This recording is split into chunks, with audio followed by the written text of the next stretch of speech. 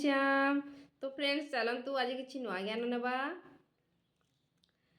सुहृन्नितायुदासी नम मध्य स्तर द्वेषु बंधुषु साधुध्वसि च पाशेषु समबुद्धि विश्यते। प्राप्ति परे महापुरुष समदर्शी एवं समवर्ती होइथांती। जेपरी पूर्व श्लोकरे से कहिले जे पूर्णज्ञाता पंडित से विद्या विनय संपूर्ण ब्राह्मण ठारे चंडाल ठारे गाई कुकुर हाथी ठारे समान दृष्टि रखिथांती। ताहार पूरक एही श्लोक अटे। से हृदय रे सहायता करिबा व्यक्ति सहृदय मित्र बैरी उदासीन द्वेषी बंधुगण धर्मात्मा एवं पापी मानक ठारे मध्य सम्मान दृष्टिवाला जोगयुक्त पुरुष अति श्रेष्ठ। से तांकर कार्य उपरे दृष्टिपात करि नथांती, बरं तांकर भितरे थिबा आत्मांक संचार उपरे ही दृष्टि पड़ी थाए। एही सबुथिरे से केवल एतिकी अंतर देखि थाए जे किए निम्न श्रेणीर तो किए निर्मलता समीपरे, किंतु सही क्षमता सबुथिरे रहिछि। एठारे जगयुक्तଙ୍କ लक्षणर पुनरावृत्ति करुछंती। जगयुक्त किए एवं किपरि होइथाए, से किपरि यज्ञ करिथाए, यज्ञस्थली किपरि हेबा आवश्यक, आसन किपरि आवश्यक, सेही समय रे किपरि बसिबा उचित, कर्ता द्वारा पालन करा जाउथबा नियम, आहार विहार शयन जाग्रत संयम तथा कर्मरे किपरि चेष्टा हेबा आवश्यक इत्यादि बिंदु मानकरे जोगेश्वर श्रीकृष्ण आसंता 5 श्लोकरे प्रकाश करिसंती। जहा द्वारा आपण मध्य सेही ज्ञान को संपन्न करि पारिबे। तृतीय अध्याय से यज्ञर नाम मात्र नेले एवं कहिले जे यज्ञर प्रक्रिया ही नियत कर्म अटे। चतुर्थ अध्याय से यज्ञर स्वरूप विस्तृत वर्णन कले, जेउथिरे प्राणी को अपान रे हवन एवं अपान को प्राण रे हवन, प्राण अपान रे गति को अवरोध करी मनर विराधी निरोधाती करा जाई थाए। ओ सारांशत यज्ञर शुद्ध अर्थ हेउची आराधना तथा सेई आराध्य देव पर्यंत दूत निर्णय करा जाउतबा प्रक्रिया, जहा उद्देश्य रे पंचम अध्याय मध्य कहिथिले, किंतु ताहा निमंते आसन भूमि करिवार विधि इत्यादि चित्रण शेष थिला। ताहा कुही जोगेश्वर श्रीकृष्ण एठारे प्रकाश करुचंती। जोगी जुगिंत सतत मात्मान रहसी स्थित एकाकी यति चितात्मा निराश परिग्रह।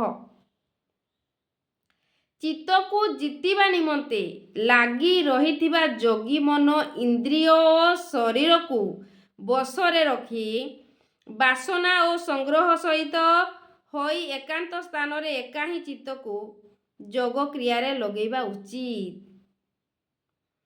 ताहा निमंते स्थान और आसन किपरि रहिबा आवश्यक। शौच देशे प्रतिष्ठाप्य स्थिर मासनत्मान नात्युच्छित नाति नीच चैला जिन कुसतरम। शुद्ध भूमि रे कुश, नाति नीच कुश और मृगछाल वस्त्र अथवा एथिरे उत्तरातर रेशमी उल इत्यादि बिछाई निजर आसन को ना अति ना उच्च ना अति नीच एपरि स्थिर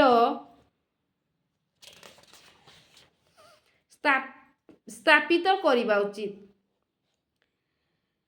शुभ भूमिर तापज्य भूमि को भल भावरे सफा करी बसिबा को कहा जाए, ना कि कौनसी पवित्र स्थान विशेष जमी उपरे किछि बिछेई देबा उचित। मृग चर्म हेउ किंबा मसिणा अथवा जे कौनसी वस्त्र जहा किछि उपलब्धि रहिछि कौनसी गोटिए बिछाई नेबा आवश्यक।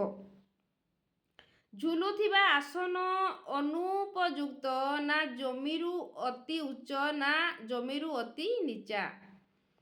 ପୂଜ୍ୟ ଗୁରୁଜୀ ମହାରାଜୀ 5 ଇଞ୍ଚ ଉଚ୍ଚ ଏକ ଆସନରେ ବସୁଥିଲେ।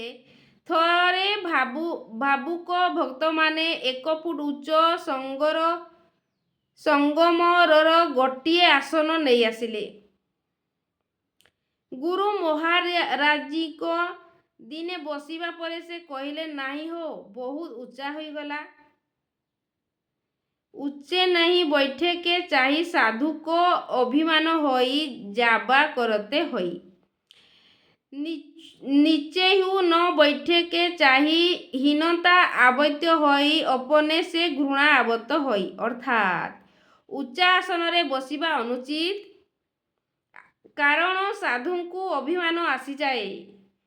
अति नीचरे बसिबा मध्य अनुचित, कारण हीन भावना आसी जाई पारे एवं अति नीच प्रति घृणा भाव मध्य आसीपारे। एतिकी कही से आसन को नहीं जंगल रे एक बगीचारे रखिदेले। सेठाकू महाराज ना केबे जाउथिले ना वर्तमान मध्य कि जाउछंती। एहा थिला सेई महापुरुषक क्रियात्मक शिक्षण। एहीपरि साधक निमंते मध्य बहुत उच्चासन हेबा उचित नुहे।